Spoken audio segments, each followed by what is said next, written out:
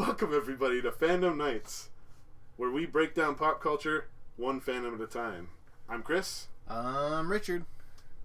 I'm Dustin. And I'm Sherman. Hi. Sherman's kind of scary. Today we're talking about Avatar, The Last Airbender, Book 2, Chepisode 7, Zuko Alone, which was released on May 12th of 2006. There you go. So Dustin, take us through the story. Okay.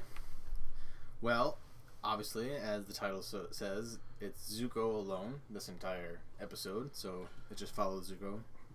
Yeah, it's a pretty simple concept, and it seems like not a lot happens. It's kind of like a Western, where just the guy comes into town. It's giving me Mandalorian vibes this whole episode. Zuko meets Din Djarin. Yep. So Zuko is riding his ostrich horse, and he sees this couple with food and stuff at a campfire, just from in the distance or whatever. And he sees food, and he's just starving, hasn't eaten in days. He's about to rob them. He's about to rob them, and then he sees a pregnant woman. Does he take his sword? Like he's about to grab his sword? He puts his hand on the okay. The sheath, Which is like, geez, on the handle. thankfully he didn't attack them without seeing the baby there. Yeah. Man. But he decided against it. But then Zuko has a vision of his mother briefly. There's a lot of visions. This one was just literally just a brief picture of Ursa, and then it was gone. Mm-hmm. The next thing I got here is Zuko, when he finally gets to the town. I don't know what town it is, but they don't. I don't think they named this one. Yeah, I don't think they do either. It's an Earth Nation village, and he runs into this market or whatever, and tries buying some feed and some water for him and his ostrich horse. And then the two, I think they're like a police force in this town, but they're like a bunch of bandits who are like the police in this town. Yeah. And so they take his feed for his ostrich horse and pretty much tell him to beat it. Well, so when he first came into town, I thought it was funny because there's like people throwing dice against the wall, and they're like, "Come on, Spider Snake Eyes!" And I'm like, "That's just so a mouthful." Like it's just Snake Eyes, but it's in the universe, so it's funny. The funny part is, do you know why that's called that? No. Do you realize what he rolled? Double eights? No, he rolled double fives. Double fives. Huh. 8 legs with 2 eyes. 8 legs with 2 eyes. Spider Snake Eyes? Yeah, because Okay. snake eyes are... I didn't notice that. It's kind of funny. And then the other thing, he goes up and gets the... he wants to get food for himself and for his horse, and he doesn't have enough money. And he's like, well, I can give you 2 bags of feed. So that means Zuko was about to eat a bag of feed. That's how low he is right now. It's kind of crazy. They do mention that those guys are soldiers for the Earth Kingdom. Earth Kingdom soldiers, yeah. Mm-hmm. Corrupt soldiers. They're not soldiers, they're just bullies. Yeah. They suck! And so then one of the young boys in the village, he chucks a rock at one of those soldiers or whatever. It was an egg. Oh, yeah, it was an egg. Yeah, because it crashes on the guy's head. Yeah. And he's like, you got like the yolk and the surprisingly white part of the egg white. Yeah. So basically, the little boy throws the egg, runs, and Zuko is standing there alone and gets blamed. Yeah. And then after that, he pretty much doesn't he get beat up here? No, they take his bags of feed and they're the army thanks you for its contribution. Yeah, get out of town. We don't want you in our town. Then he runs back. He runs into the kid again, and he's like, "If you come back to my house, I'll feed your ostrich horse and whatever else." Mm-hmm. And so Zuko ends up going back to this little boy's house, and basically doesn't want to stay too long. Doesn't want to stay, but the mom's like, "Oh, I'm still making some food, so go help Dad with these chores, and then food will be ready soon." And then it cuts to them up on a roof, and the kid's asking all these questions. But Zuko's nailing those shingles. Do you see how many nails was in that? He's so bad at nailing. That's what I wrote. Zuko's so bad at nailing. LOL. I would not want Zuko doing that. He's a terrible roofer. The dad's just sitting there thinking "Oh, thank you for helping, but I'm totally gonna have to redo all this work again." It just shows how nice the family is. They want to feed him, and I don't know. Which is good, but so there's a small fan theory. Do you know why Zuko doesn't give his name in this episode? He does at the end. No. But I'm saying like to the family. No. Because the dad's like he doesn't have to give his name. He doesn't have to tell us his name if he doesn't want to. Mm-hmm. Because the kid's name is Lee. Oh. And like at the previous Earth Village when he was with Iroh, his name was Lee. So like he was just literally put on the spot, and he's like, I can't be Lee too. Yeah. Oh, I didn't think about that. That's kind of cool. Huh. Yeah. So I thought the cool quote that the dad said was, "A man's past is his own business." Oh, right. Mm-hmm. And flashback. And immediately flashback of Ursa and Zuko, and basically it was little Azula playing with little Tai and little May or whatever. Right. And Azula, being the conniving little psychopath that she is, convinces Ursa to pretty much make Zuko play with them or whatever. And I forgot exactly what This happens. is after the Turtle Duck one, right? This is the first one, I think. Because there's another one after. I think it's after after Lee is bringing him to the house. Mm-hmm. I think that's when you get the first flashback where like you see him and his mom next to that pond. Yeah. Where they're like playing with the turtle ducks. Oh yeah. Mm-hmm. And he's like, "Oh, you want to see how like Azula plays with turtle ducks?" And throws a rock right at one of the babies. I was like, Jeez. "Holy!" Yeah. Is this when they talk about not the flashback? But is this when they talk about the Sun's Battalion being captured? Or is that after this flashback? That was way later. Way later? Wow, I didn't write much down for this episode. That's the next flashback. Okay. I wrote flashback 1, 2, 3, 4. Okay, good. Flashback 2. So Zuko helps the family, and then from a bunch of bad people who I wrote. I forgot what that was from. No, I don't know. I think that people come to the people's house or whatever. Yeah. And threaten to steal something. Threatening to do something. I don't remember what, but yeah. Because this flashback where the girls are crazy, right, is also when Iroh first writes the letter from the warfront. Because she after everybody Zuko and May end up in the pond. Yeah. That's when Ursa comes back and she's like, "Oh, there's a letter from your uncle from the warfront." Mm-hmm. But yeah, flashback number 2 was Iroh that he lost his son, and reminds him of the family. He helps older brother. He helps older brother. Why did I write that? I don't know. You can skip it. But this episode with all the flashbacks and stuff, I forgot that this is the flashback episode, and starting it, I'm like, oh, Zuko Alone. This is the one that really highly rated, really good episode. And then I'm like, oh, it's a flashback episode. And part of me was kind of sad about it, but I know what this is. Man, it goes into Azula being just Psychopath. Evil and just. I mean, it starts with, want to see how Azula plays up the turtle ducks? And you're like, what? And it just grows from there. And then she's like, oh, check this out. Yeah. Let's play this game. Yeah. Oh, so when the flashback happened, Iroh lost his son. It reminds Zuko of the family he's helping's older brother. Oh, right. How he died in battle.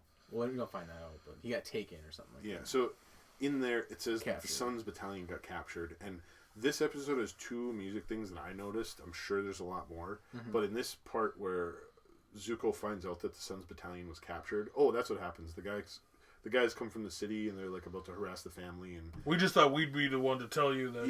Yeah. They're kind of harassing him, but then they're like, just wanted you to know that your son's battalion got captured, and in the background you hear that there's a theme whenever the Fire Nation attacks, and it starts on the first episode of the whole series when the Fire Nation comes in. It's like a dum dum dum dum, a big horn. They do that quite. Yeah, they do that all the time, and it starts out kind of as Zuko's theme, but in this one is when it kind of changes. It changes from being Zuko's theme to just being the Fire Nation theme.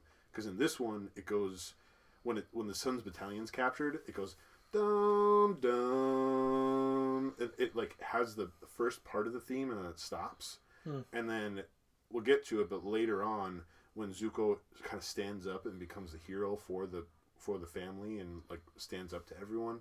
It has a hero version of that theme, where it, instead of like dum dum dum dum, it goes dum dum dum dum dum dum. Like it rises at the end and becomes, it kind of turns into Zuko's like hero theme in this one, and it's kind of like, whoa! It takes the evil side of Zuko and it shows that he's turning. The music itself shows that he's turning into a good person in a way.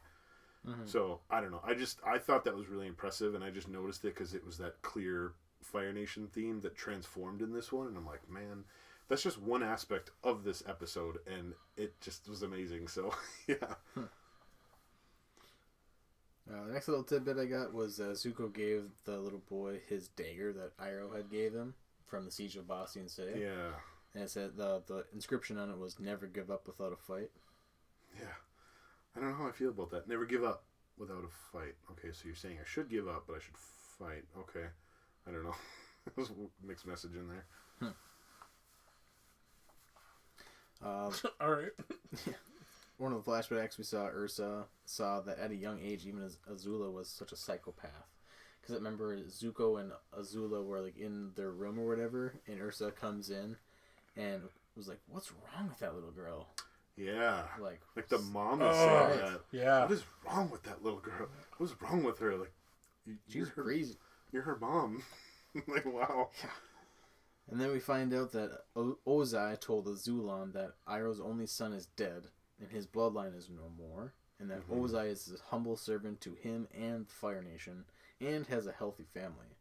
Ozai wants Azulan to revoke the birthright and give Ozai the throne.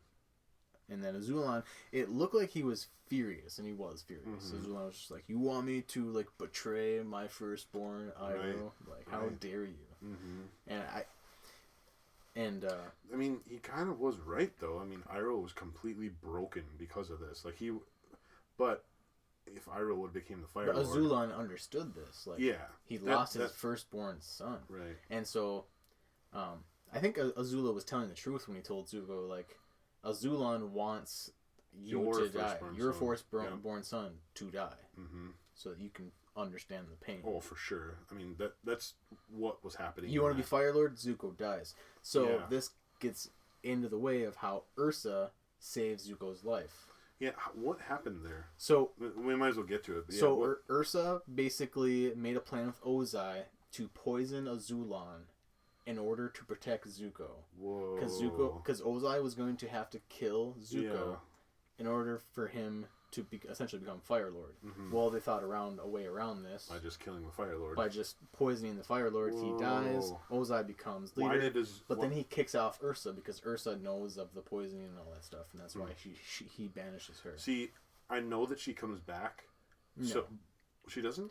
In the graphic novels. Yeah, that's what I'm saying. I know she's still alive, is what I'm saying. Oh, yeah.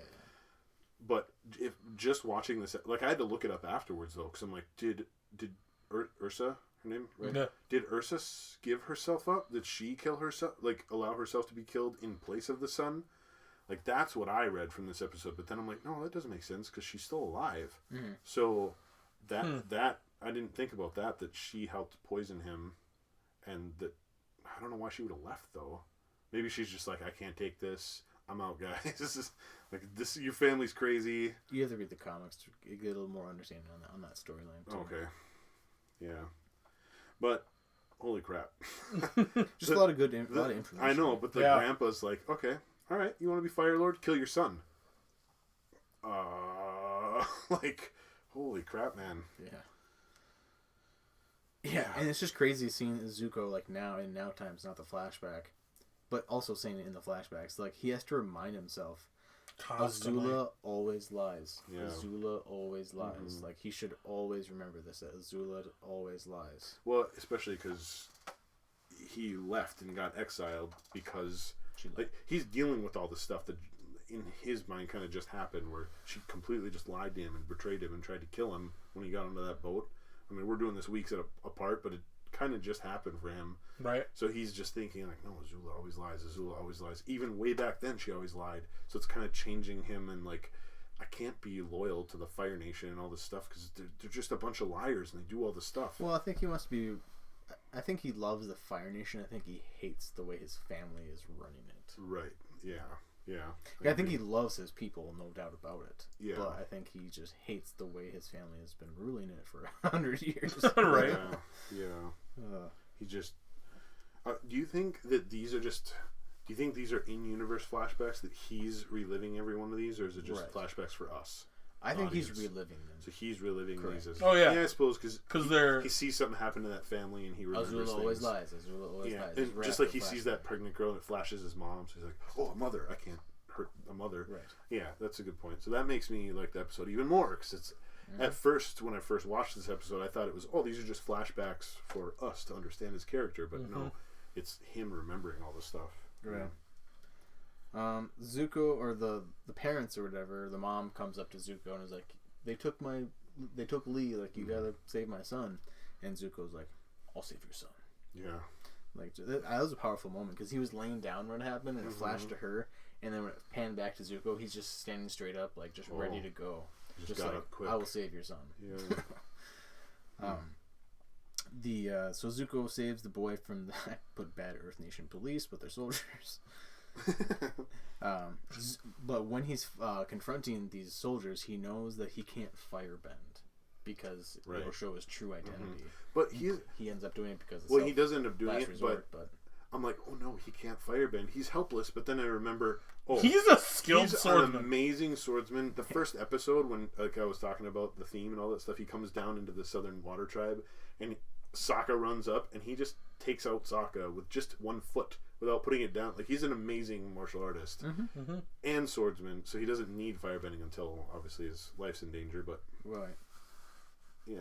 So yeah, he was fighting the swords the whole time until he was getting outmatched without using bending, and then he got hit too hard where he like blacked out. Had another flashback of Ursa telling Zuko to never forget who you are as she's leaving, and you can tell she's leaving for good because she's got like a coat on and stuff like that. And so then he comes back too or whatever, and that's when he like starts freaking out and does that cool spin move and starts fire bending everywhere and showing everyone his true nature. Well, who he really is. I mean, I guess his true nature. He's just burning everything, but I loved that, like the way that looked on the screen, where he's literally just in front and everything behind him, just nothing but flames. And I'm just like, there you go. Yeah, embrace it. And it's just crazy how you can go from saving somebody's family's life to immediately hate them. Yeah. Just because you just because he's part of that group. Because like that little kid Lee is like, no, I hate you. This episode's so good, but that's like the most heartbreaking thing so far. I feel like in the whole series, like his sister doing all this horrible stuff, his dad horrible. He's had a horrible life, but then all of a sudden, this little kid just all of a sudden just on a dime, I hate you. It's like, man, how depressed would you be? Like, how low would you be? And obviously, as the episode ends, he's even more low than when he started. He's just getting broken down in this episode. But it's, I don't know. I watched this with Rosie, and we're both like, she's like, this is such a depressing episode. I'm like, but it's so good because it's like a turning point in his story, you know. So then we get the final flashback of this episode, and it's they say Azulan died last night. Cool little note. Isla, I think is how you pronounce it, maybe. Isla is Azulan's wife, so their grandmother. I've never heard the name before. Yeah. So then basically it's like a ceremony for burying Azulan as well as crowning Ozai the Fire Lord. In kind of the same ceremony. The king is dead. Long live the king. Right. Those things.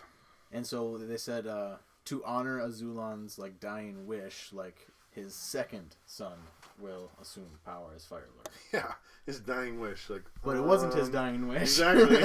Again, more points out to there's a con and a ploy to all this. Well, and at that time, like, he dies, and Iroh's just devastated. At this point, he just wouldn't even care. He's like, he wants to take it, fine. It's the perfect time for Ozai to take over. So, right. The last scene is Zuko on his ostrich horse leaving the village. Yep. That's about it. That's all I got for... That's a classic John Wayne kind of trope right there. Yeah. Right off into the sunset. I know. Sherman, what do you got for This is kind of, honestly, not a lot in this one. like, yeah, even looking at like the cast. The turtle ducks are the main. Okay, so speaking of creatures, Uh-huh. I thought was kind of weird. Every single animal on that farm was some mutation of a pig. Oh yeah. Pig cows, pig sheep, pig rooster. Oh really? And yeah, I forgot about that. And like there was like a deer pig looking thing because it had like antlers. Huh. And I'm like, they're all pigs. Pigs. And like pig like sized too. Yeah. I'm like, there's a lot of crossbreeding in Avatar. Apparently, I mean, with pigs. Pigs are universal donors, though. You like pigs? We got any kind of variation you want. Stop down into Doug's Code Farm. It's just a society that just really loves... feed bin. It's like they all love bacon, so they're like, let's have lamb chop bacon and venison bacon, and oh yeah, I don't know. That'd be good. Actually, yeah, you would get every type of bacon. Because you'd have poultry bacon, beef, chicken bacon. You have a chicken bacon ranch thing with only 2 ingredients. Anyways, you're like, I never thought about that before. Yeah, but I'm serious. Like, you'd have every type of red meat. Yeah. And white, well, not all white meat, but yeah, because you'd have poultry, beef, pork, obviously with everything, and lamb. Even veal if you go with the deer. Jeez, yeah, I guess. So Mark Hamill shows up in this episode, obviously. As a Zulon. As Ozai. Not a Zulon too? No. It sounded like a Zulon too. A Zulon is actually voiced by a guy named Walker Edmiston, who's had a ton of like voice acting stuff, including a show called Space Cats. Like this is like Hanna-Barbera like age. Yeah. But yeah, I mean, I think otherwise this is the most that Ozai has spoken in any episode so far. So it's Mark Hamill's biggest role yet in the series. Yeah. Okay, well, let's... Oh, yeah, bending numbers. Sorry, I almost forgot about that. This was not much happening in this episode, except for the end there a little bit. There was 0 of water, 16 of fire, 25... Oh, sorry. 0 of water, 16 of earth, and 25 fire. No airbending, obviously, because there's only one airbender in the world right now. So, speaking of that, the reason for that is, so obviously you have the whole gang is missing, right? Mm-hmm. So, this is like the first episode where nobody from like Team Avatar is portrayed. Right. And apparently this is the very last episode that doesn't have Toph. She's in every single episode after this. Oh, that's kind of cool. Right? Facts. I like it. Okay, so let's go through our rating. We'll kind of buzz through this here. The plot. Dustin, you're going to be the ultimate say on this one, but the story arc in this episode. 10. 10? I Yes. know. I don't think we have to even argue that one. That's a 10. No. If you argue that, you're a moron. Not a lot of stuff happens, though. It's just one dude. Anyways. Yeah, who just gets through the most character development probably in the whole show. Yeah. No big deal. Yeah. The executions, the pacing, vision, and how was it overall entertaining? It was paced very well. I think this would be I'd say another 10. A lot. I think a lot of it because of the flashbacks, though, too. Yeah. Like, the flashbacks kind of, like... If it was just him, like, in real time, almost going through... Well, not real time, but in sequential order going through this story, it'd be like... It would be a boring episode. It wouldn't be... You wouldn't understand all the stuff that's going on in his head, Yeah. and because of that, yeah, I'd give this a 10. Dustin? Mm-hmm. Yeah. Okay. You're just going to say 10 on all these. Writing? Yeah. 10. Yeah, 10. It was just a beautiful episode. I'm doing performance of the delivery. I don't know. It was emotional to me. I mean, even all the little things like Azula always lies. Like it goes from him as a little kid. Azula always lies. Azula always lies to Azula always lie. Like you could. I don't know. It's very good. So I'm gonna say this is gonna be a high rated episode. 10 on that one. I don't know. For the delivery, well. Some of the side characters weren't as good. I'll say 9. Say 9. Action, where they were, moving around on screen and stuff. It's all animation, but how they directed all that stuff, I think that was I mean, what'd you guys think? Good? I'll give it a solid 8. So you'd give it an 8? Mm-hmm. Yeah. I thought it was... I don't know. I thought it was good. I think 8's probably pretty fair, though, with this episode. No, nothing too crazy as far as just the blocking or action that happened in this one. So... Sure. Yeah. I was going to say 9, but you said 8, and I'm like, actually, that makes more sense. The believability of the performance, I thought they did fine on that one. Just going to go 9. Do it. Do it. Sherman, the production, what do you think about the sounds and the score and everything like that? And the effects? I actually really liked it, and I specifically was trying to pinpoint, and I'm glad you actually mentioned this one, about the sound for when he they first mentioned the brother being taken, and then Zuko finally standing up for himself, because that is part of the original or the very beginning of the episode, because you know how when they do the main title, they have a different sound for every single episode, and that was actually part of it, and I was trying to pick up on where that was. I forgot that they had a different sound for every episode. Did you just skip the intro? No, it just kind of auto plays. I don't see the water, earth, that part, but as soon as it shows the title screen, I start from there. But that's where the different sound starts. Sounds when the white screen pops up. Yep. And introduces the chapter and stuff. I kind of want to watch that again now. Right? Yeah. I mean, the sounds in this one. I mean, the sound effects in the mix was fine, but I think the score personally was 10. I mean, on this one. I mean, yeah. 10. Yeah, 10. The visuals. So the visuals, I'm straight up giving a 10. Okay. Let me see the rest of this list. Framing, camera motion, and editing for the visuals. Oh, I was looking at the last one. Oh, effects. Sets, props, and visual effects. So, like I said, I loved when he finally, firebends at the end, and, has, that entire backdrop full of fire, he's fully embracing, who he is as, a person. Zuko. He's almost embracing his lineage too. Oh, absolutely! I am heir to the throne. Look, not just I'm a firebender. Not just I'm. But Zuko. they portray that. They do really well with the transitions for for every one of his flashbacks on points for when they happen. Yeah. I'm giving this one a 10 for that. Okay. And then the effects. So where it's all set. So any props he has, obviously it's an animation, but the props, and then the visual effects. I think we just talked about that too. So for sets, so with the title Zuko Alone, and him being finally isolated from Iroh for the first time, and he's truly on his own. I love the concept that he goes to some little tiny backwoods, isolated town where people don't know him. Yeah. He kind of starts off where he doesn't know himself. So the fact that they do that in this kind of little town is super big. Yeah. I like how he starts it alone and he ends it even more alone. I mean, it's right. No, I once again I'm giving this a 10.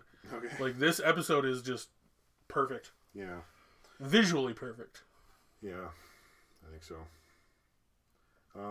Well, overall, what do we want to rate it? Just as did it have that it factor as far as being memorable, entertaining, and most of all, does it leave you wanting more?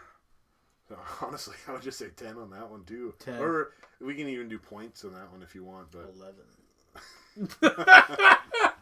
I don't know. This one for me is so far the highest rated for me in the entire series. That if I have to give it a solid number with no in between, I'd just say 10. This was just a really good episode, but so far, I'm sure maybe there's better ones, but as far as an episode of TV, this is one of the best episodes of TV I can think of. Personally, I don't know. You seem surprised by that, Dustin. What are you thinking there? I was gonna go with 9. 9? Personally, Okay. you look at me Too low. Too high. I mean, overall, yeah. Like, I mean, yes, it's a very visually striking episode, but like, I don't know.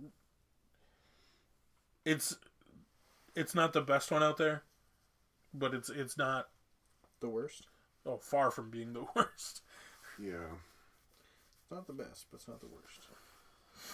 Well, if that were the case, I'd Well, give it a 5. What do you think, Dustin? He's saying 9, I'm saying 10, 9.5. We're in the middle, or what? Yeah. Yeah? Okay. 9.5. So that means we rate this episode at 9.5. 9.6 if you round up. So it's 9.55. So 9.6. And IMDb rates this episode at 9.5. Was it 9.5? Yeah. 9.5. There we go. So we rated it a little bit higher, but right in there. So yeah. Cool. Well, I think that's it for this episode. How does 10, 9.5, and a 9 not a 9.5 average? It should be. Yeah, because 10. Why is it 9.55? You take 9 and 10, average that. That's 9.5. Then you 9.5 and add 9.5. Oh, because we have to divide it by 3. Yeah. Oh, okay. Because you're looking at. I'm doing 2 separate equations. Yeah. All right, Dustin. I think that's it for this episode. You want to take us out? Okay. Goodbye, guys.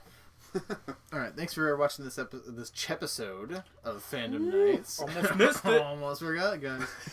Thanks for watching this Chepisode of Phandom Knights. If you'd like to subscribe, we would much appreciato of that.